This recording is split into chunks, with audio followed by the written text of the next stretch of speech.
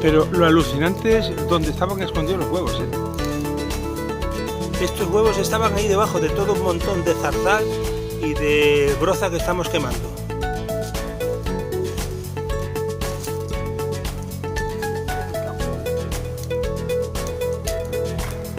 Mírala, si siguen picoteando, digo yo, ¿qué es lo que cogen? ¿Qué es lo que encuentran? Míralo. Lombrices, qué fuerte.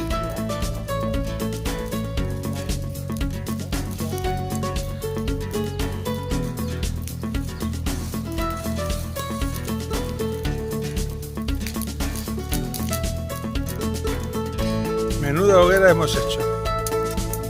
Con una pastilla de encender el fuego y un chorreón de alcohol de quemar.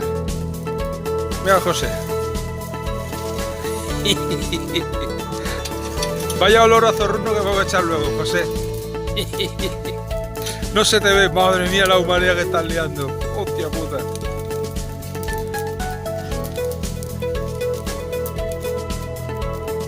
Menos mal que los vecinos están echando la siesta. Que si no nos iban a liar una bulla que para qué.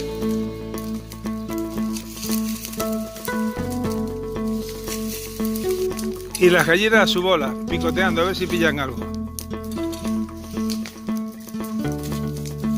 ¡Hala, venga, escarba, escarba! Peinarnos que salgamos guapos. La que vamos a liar, tío.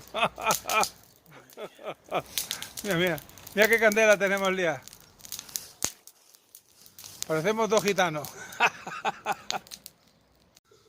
Y esto es lo que va quedando de la gran fogata que hemos liado. ¿Que han puesto algún huevo, José? No, ya no.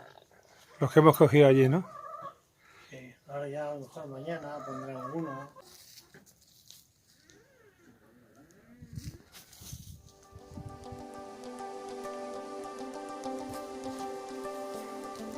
Aquí el señor José.